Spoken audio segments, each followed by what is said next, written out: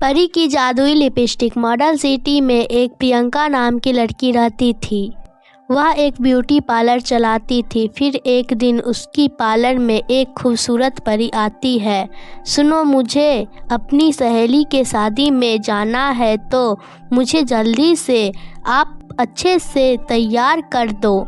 लेकिन आप तो एक परी हैं, मैंने सुना है परी अपनी मेकअप जादुई किट से करती है। वो जादुई मेकअप किट बहुत ही अच्छा होता है। हाँ, तुमने ठीक सुना है, लेकिन मैं आज जल्दबाजी में अपना मेकअप किट भूल गई और मैंने सुना है पृथ्वी लोक में बहुत अच्छे मेकअप होते हैं, इसलिए मैं यहाँ आ गई। मुझे देर हो रही है, तो तुम जल्दी से मेरा मेकअप कर दो। ये सुनते ही प्रियंका परी को फटाफट मेकअप करती है। परी को बहुत जल्दी होती है, इसलिए प्रियंका को पैसे देकर जल्दबाजी में वहाँ से निकल जाती है। लेकिन जल्दबाजी में उसका जादुई लिपस्टिक ज़मीन पर गिर जाता है। प्रियंका लालच में आकर उसे लिपस्टिक को अपने पास रख लेती है। अरे, परी तो कह रही थी इसके पास कोई मेकअप किट नहीं है, फिर ये लिपस्टिक लगता है यह जादुई लिपस्टिक है। मैं इसे अभी अपने होठों पर लगा कर देखती हूँ। परी की जादुई लिपस्टिक लगाते ही प्रियंका बहुत खूबसूरत हो जाती है। अरे वाह, यह तो कमाल ही हो गया। मैं तो सांवली थी और यह जादू लिपस्टिक लगाते ही मैं इतनी गोरी हो गई हूँ। हाँ, अब मैं यह जादू लिपस्टिक से ढेर सारे पैसे कमा सकती हूँ।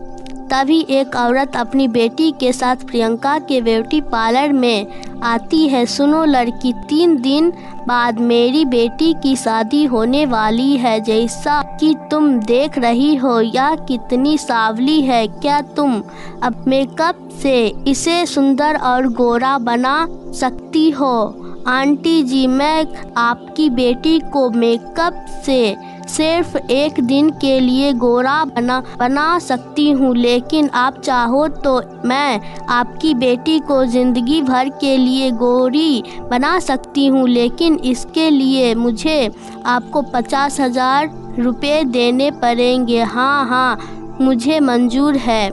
बस तुम मेरी बेटी को ज़िंदगी भर के लिए गोरी चिट्टी बना दो। प्रियंका उसे लिपस्टिक के मदद से उसे लड़की को गोरी चिट्टी बना देती है। यह देखकर वह औरत बहुत खुश हो जाती है और कहती है, अरे वाह, तुमने तो कमाल ही कर दिया।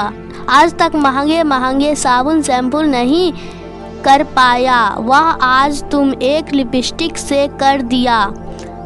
यह लोग तुम्हारे पैसे उसे दिन के प्रियंका बहुत फेमस हो जाती है। शहर की सारी लड़कियां प्रियंका के पास मेकअप करवाने आने लगती है। यह देख प्रियंका की लालच बढ़ जाता है। 2 लोगों से मनचाही पैसे वसूल करती है। तरह धीरे धीरे प्रियंका बहुत अमीर बन जाती है और शहर के सबसे बड़े महंगे ब्यूटी पार्लर की मालकिन बन जाती है।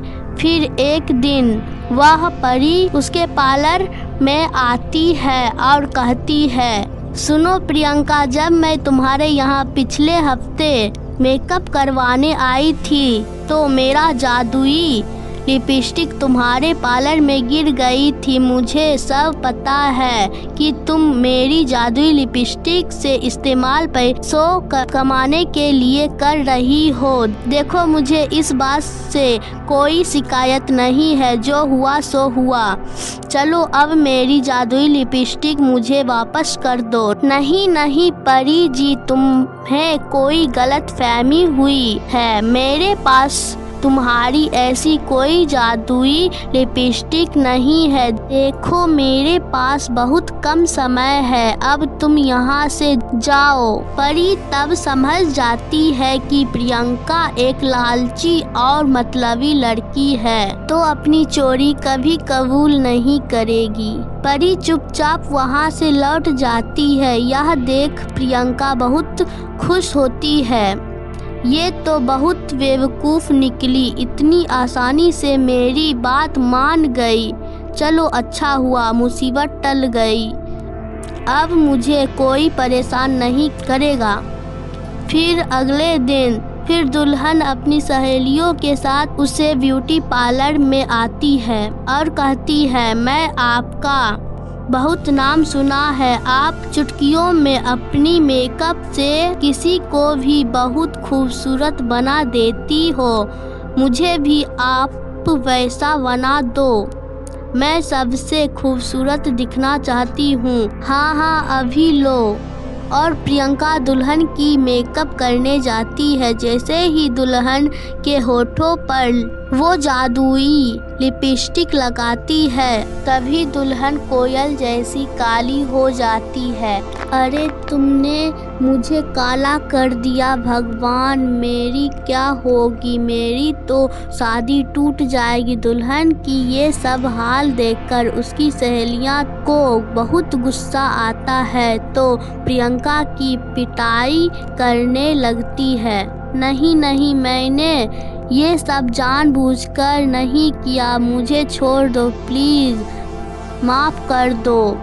तुमने मेरी सहेली का चेहरा काला करके उसकी ज़िंदगी बर्बाद कर दी है। अब हम सब सहेलियां तुम्हें नहीं छोड़ेंगे और तेरा चेहरा भी खराब कर देंगे। ये सुनकर प्रियंका घबरा जाती है और वहाँ से भागने की कोशिश करती है, लेकिन सब लोग उसे पकड़ लेते हैं। उसका चेहरा भी कोयले के तरह काला कर देती है। तभी वहाँ पर परी आ जाती है और कहती है, तुमने मुझे धोखा दिया है, इसलिए तुम्हें ये सज़ा मिली।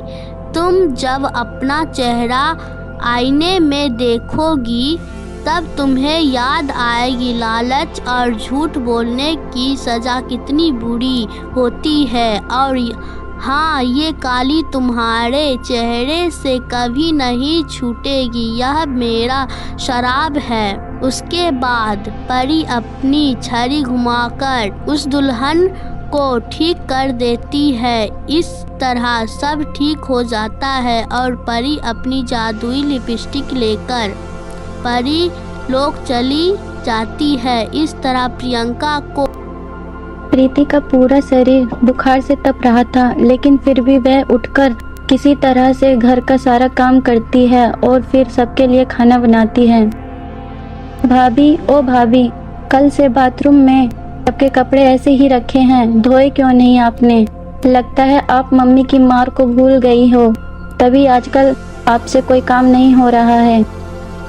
प्रिया, मेरी तबीयत ठीक नहीं थी, मुझे चक्कर आ रहा था, प्लीज़ यह कपड़े आज तुम ही धो लो प्लीज़। क्या क्या कहा आपने? आप मुझे अब ये नौकरों वाले काम करवाओगी?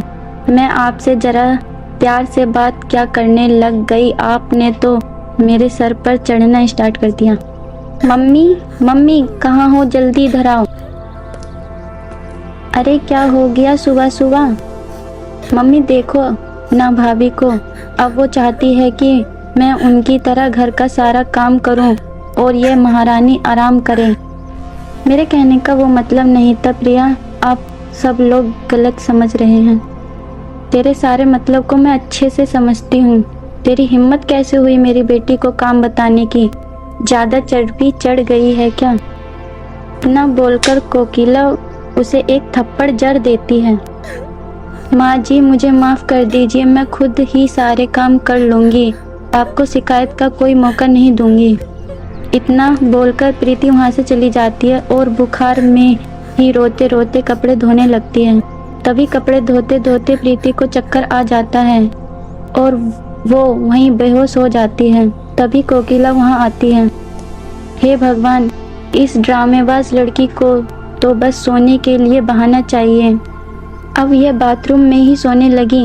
अरे ओ मनुष्य बहू, ये तेरा बेडरूम नहीं बाथरूम है, चल अब उठ खड़ी हो। लेकिन प्रीति की तरफ से कोई जवाब नहीं आता। कोकिला प्रीति को न उठता देख उसके ऊपर पानी डाल देती है, लेकिन प्रीति तब भी नहीं उठती है। अब कोकिला थोड़ा डर जाती है। बेटी यह देख, ये मनुष्य उठ क्यों नहीं रही है। प्रिया भी प्रीति को उठाने की कोशिश करती है। भाभी, भाभी, लेकिन प्रीति के शरीर से कोई हलचल नहीं होती है। माँ, लगता है भाभी मर गई।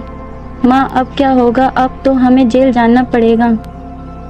नहीं नहीं, ऐसा नहीं हो सकता। इससे पहले किसी को इसके बारे में पता चले, मुझे इसे ठिकाना लगाना होगा। कोकिला और प्रिया प्रीति को एक जंगल में फेंक आती है। काफी देर बाद जब प्रीति को होश आता है तब वह खुद को एक जंगल में पाती है। जंगल को देखकर प्रीति डर जाती है। कोई है? मेरी मदद करो। प्रिया, माँ जी कहाँ हो आप? प्रीति काफी देर से मदद के लिए पुकार रही थी। तभी उधर से 3 परी जा रही थी। प्रीति को मदद के लिए बुलाते देख वह तीनों परी रुक जाती हैं। बहनों, कोई मदद के लिए पुकार रही है, चलो चलकर देखते हैं। परी वहां पहुंचती है तो देखती है एक लड़की मदद के लिए बुला रही है। कौन हो तुम? इस जंगल में क्या कर रही थी? कौन है जो तुम्हें यहाँ अकेले जंगल में मरने के लिए छोड़ गया? के बाद प्रीति परियों को सारी बात बताती है। अच्छा बेटी, तुम्हारी वो सास और ननद दोनों बहुत ही दुष्ट है। उसने तुम्हारे साथ बहुत ही ज्यादा बुरा किया, लेकिन अब तुम चिंता मत करो। अब हम तीनों परियां तुम्हारी मदद करेंगी। के बाद वो तीनों परियां जादू से 3 जादुई लहंगे प्रकट करती हैं। ये लो प्रीति, इस पहले लहंगे को तुम पहन लो। ये लहंगा तुम्हारी सारी इच्छाओं को पूरा करेगा और तुम्हें हर प्रकार से दुख से बचाएगा। दूसरी परी, हाँ प्रीति, और ये लो दूसरा लहंगा, तुम ये अपनी सास को देना। तीसरी परी, प्रीति, ये तीसरा लहंगा तुम्हारी प्यारी ननद के लिए है। उसके बाद बस तुम देखते रहना क्या होगा। के बाद प्रीति पहले जादुई लहंगे को पहन लेती है। उस लहंगे को पहनकर प्रीति काफी ज्यादा स्वस्थ और सुंदर हो जाती है। उसके बाद वह तीनों परियों का धन्यवाद कर वह दोनों लहंगे लेकर अपने घर आती है। घर आते ही प्रिया उसको देखकर डर जाती है। माँ, भूत भूत। डरो नहीं प्रिया, मैं कोई भूत नहीं हूँ, मैं बिल्कुल ठीक हूँ। वो तो अच्छा हुआ मुझे परियां मिल गई और उन्होंने मेरी जान बचा ली। कोकिला, अच्छा, और ये लहंगा कहाँ से मिला तुम्हें? ये जादुई लहंगा माँ जी, ये लहंगा मुझे उसी परी ने दिया है। परी ने आप लोगों के लिए भी जादुई लहंगा दिया है। इतना बोलकर प्रीति ने लहंगा अपनी सास और ननद को दे दिया। क्या सच में ये लहंगा परी ने दिया है? वाह, कितना सुंदर लहंगा है। माँ, आप भी ये लहंगा पहन लो, ये लहंगा तो बहुत ही सुंदर है। इतना बोलकर दोनों माँ बेटी उस जादुई लहंगे को पहन लेती हैं। लहंगे को पहनते ही प्रिया और कोकिला दोनों गायब हो जाती हैं और वो दोनों परीलोक में पहुंच जाती हैं। तुम दोनों दुष्ट माँ बेटी ने मिलकर एक मासूम लड़की पर बहुत अत्याचार किया, इसलिए अब तुम दोनों माँ बेटी यहाँ परीलोक के जेल में रहकर हम सबकी सेवा करोगी। नहीं नहीं परी जी, कृपया हमें माफ कर दीजिए, हमें जाने दीजिए। हम अब अपनी बहू को नहीं सताएंगे और उसे प्यार से रखेंगे।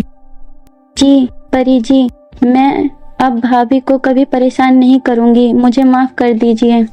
ठीक है, तो मैं तुम दोनों को पृथ्वी लोक पर भेज देती हूँ, पर ध्यान रखना अगर तुम दोनों ने प्रीति को जरा सा भी परेशान किया तो फिर तुम्हें परीलोक के जेल में रहना होगा।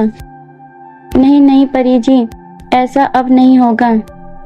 इधर प्रीति अपने जादुई लहंगे से बोलकर अपने पति को ठीक कर देती है। प्रीति, हे जादुई लहंगा, मेरे पति को बिल्कुल ठीक कर दो। न कहते ही प्रीति का पति यश बिल्कुल ठीक हो जाता है और प्रीति खुशी खुशी अपने पति के साथ रहने लगती है। वहीं दूसरी तरफ कोकिला और प्रिया एक दिन परीलोक में रहने के बाद पृथ्वी लोक वापस आ जाती है। वापस आने के बाद दोनों भागते हुए प्रीति के पास जाती है और अपने किए गए बुरे व्यवहार के लिए माफी मांगती है। प्रीति दोनों को माफ कर देती है। फिर सभी मिलजुल कर प्यार से एक साथ रहने लगते हैं।